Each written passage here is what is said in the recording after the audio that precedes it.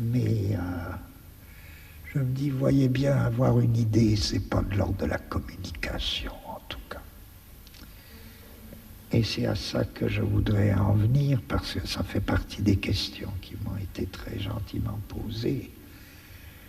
Je veux dire à quel point tout ce dont on parle est irréductible à toute communication.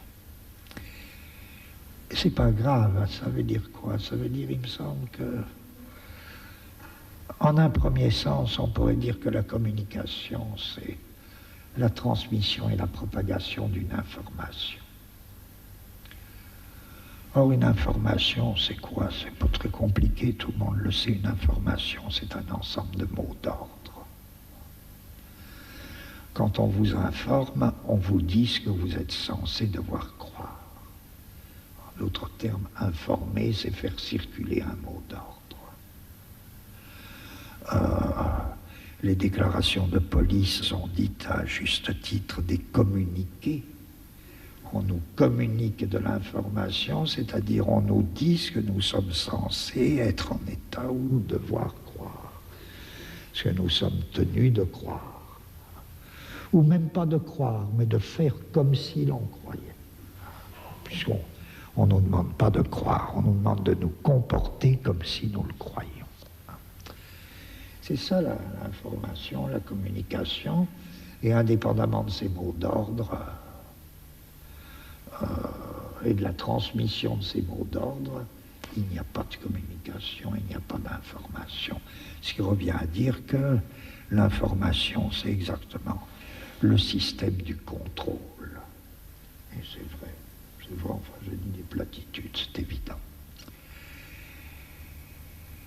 C'est évident, sauf que ça nous concerne particulièrement aujourd'hui. Ça nous concerne aujourd'hui parce que c'est vrai que nous entrons dans une société qu'on peut appeler une société de contrôle.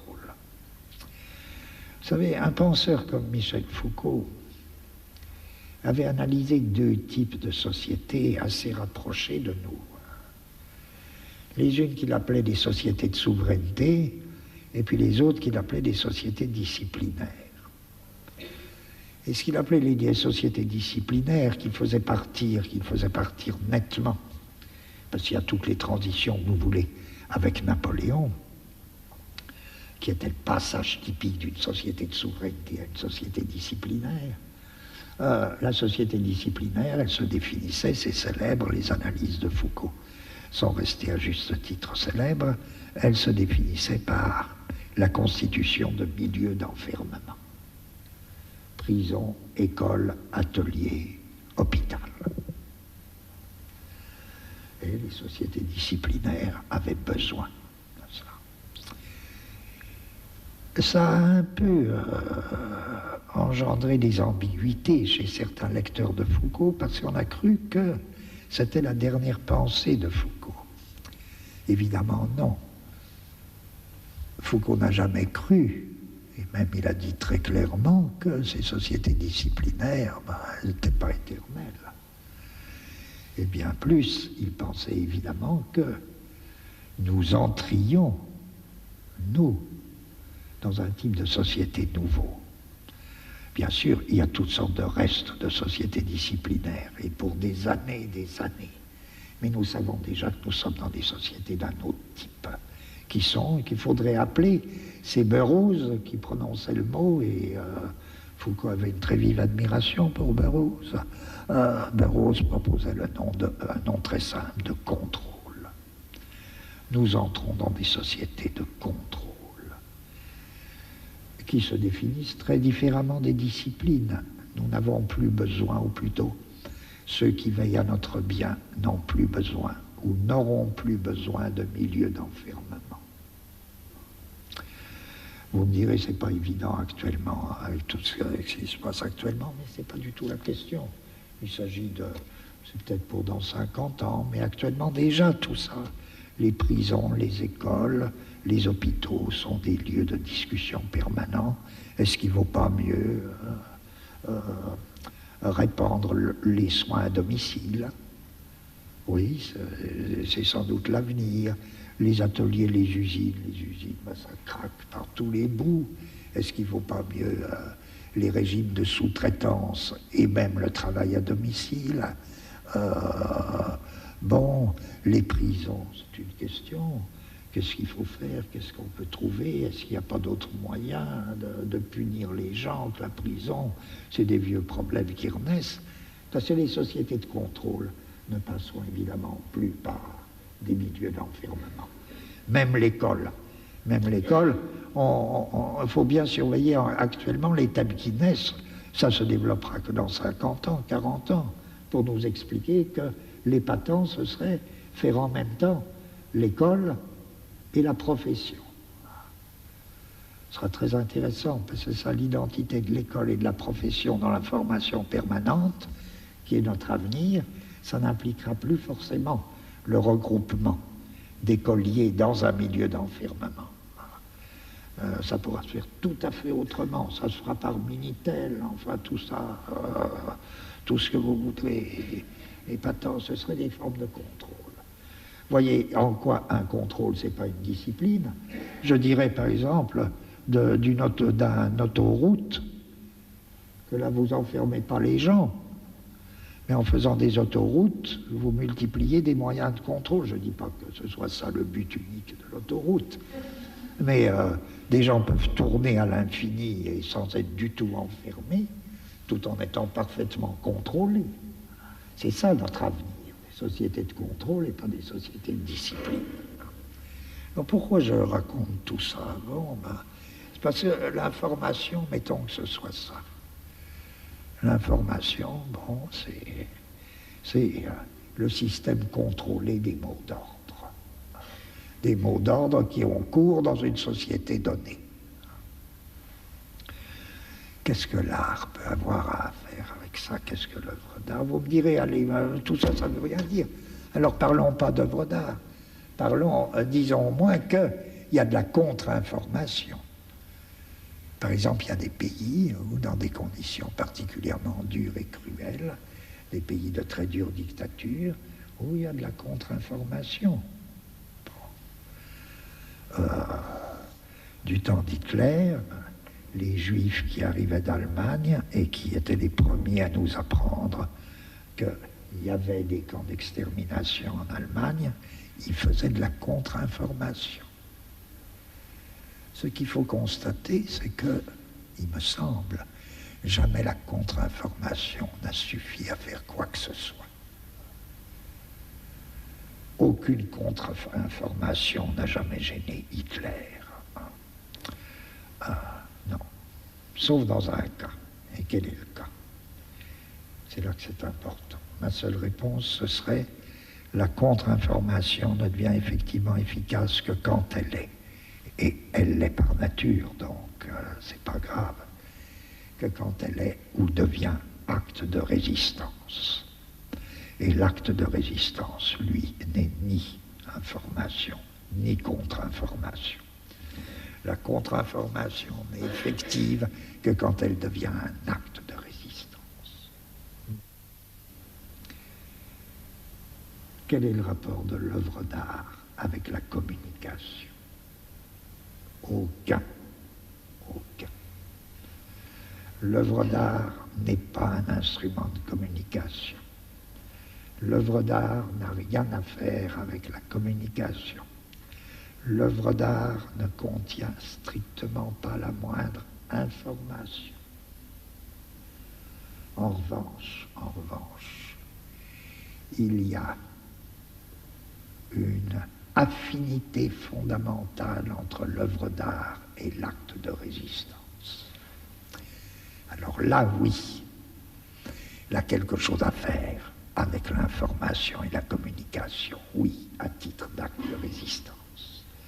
Quel est ce rapport mystérieux entre une œuvre d'art et un acte de résistance, alors que les hommes qui résistent n'ont ni le temps, ni parfois la culture nécessaire pour avoir le moindre rapport avec l'art?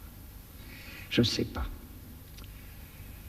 Malraux développe un beau concept philosophique. Malraux dit une chose très simple sur l'art, il dit c'est la seule chose qui résiste à la mort. Je Je dis, revenons à mon truc tout à l'heure, au début, sur qu'est-ce que c'est, qu'est-ce qu'on fait. Quand on fait de la philosophie, on invente des concepts. Ben, je trouve que là, c'est la base d'un assez beau concept philosophique. Réfléchissez, oui, qu'est-ce qui résiste à la mort? Ben oui, sans doute. Il suffit de voir une statuette de 3000 ans avant notre ère pour trouver que la réponse de Malraux est plutôt une bonne réponse. Mais on pourrait dire, alors, moins bien, mais du point de vue qui nous occupe, ben oui, l'art, c'est ce qui résiste. C'est ce qui résiste. Et c'est peut-être, non pas la seule chose qui résiste, mais c'est ce qui résiste. D'où le rapport si étroit entre l'acte de résistance et l'art, et l'œuvre d'art. Tout acte de résistance n'est pas une œuvre d'art, bien que d'une certaine manière elle en soit. Toute œuvre d'art n'est pas un acte de résistance, et pourtant, d'une certaine manière, elle l'est.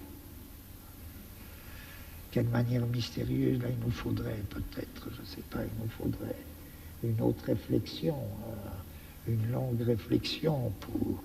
Ce que je veux dire, c'est, si vous me permettez de revenir à qu'est-ce qu'avoir une idée en cinéma ou qu'est-ce qu'avoir une idée cinématographique.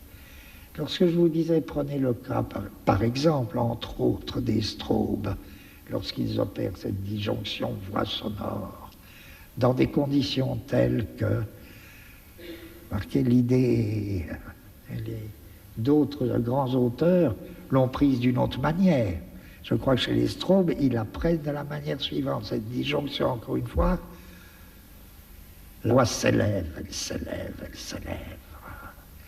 Elle s'élève et encore une fois, ce dont elle nous parle passe sous la terre nue, sous la terre déserte que l'image visuelle était en train de nous montrer, image visuelle qui n'avait aucun rapport avec l'image sonore, ou qui n'avait aucun rapport direct avec l'image sonore.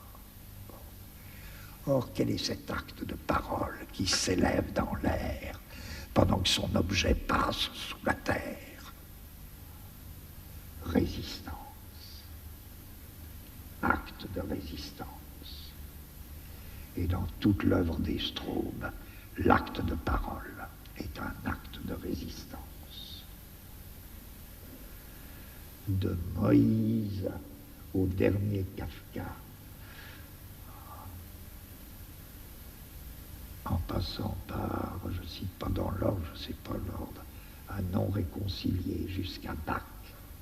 Rappelez-vous, l'acte de parole de Bach, c'est quoi? C'est sa musique. C'est sa musique qui est acte de résistance. Acte de résistance contre quoi? C'est pas acte de résistance abstrait. C'est acte de résistance contre et de lutte active contre la répartition du profane et du sacré.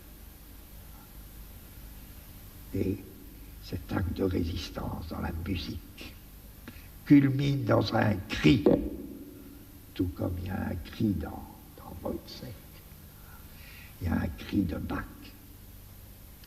Dehors, dehors. Allez-vous-en, je ne veux pas vous voir. Ça, c'est l'acte de résistance. Or, quand les strobes le mettent en valeur, ce cri, là, le cri de Bach, ou quand ils mettent en valeur le cri de la vieille schizophrénique, la vieille schizophrène, je crois, dans Non réconcilié, etc. Tout ça, doit rendre compte de... Bon. En sens, l'acte de résistance, il me semble, a deux faces. Il est humain et c'est aussi l'acte de l'art. Seul l'acte de résistance résiste à la mort, soit sous la forme d'une œuvre d'art, soit sous la forme d'une lutte des hommes. Et quel rapport y a-t-il entre la lutte des hommes et l'œuvre d'art. Le rapport le plus étroit, pour moi le plus mystérieux, exactement ce que Paul Klee voulait dire quand il disait, vous savez, le peuple manque. Le peuple manque, mais en même temps il manque pas.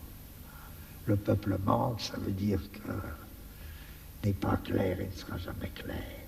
Cette affinité fondamentale entre l'œuvre d'art et un peuple qui n'existe pas encore.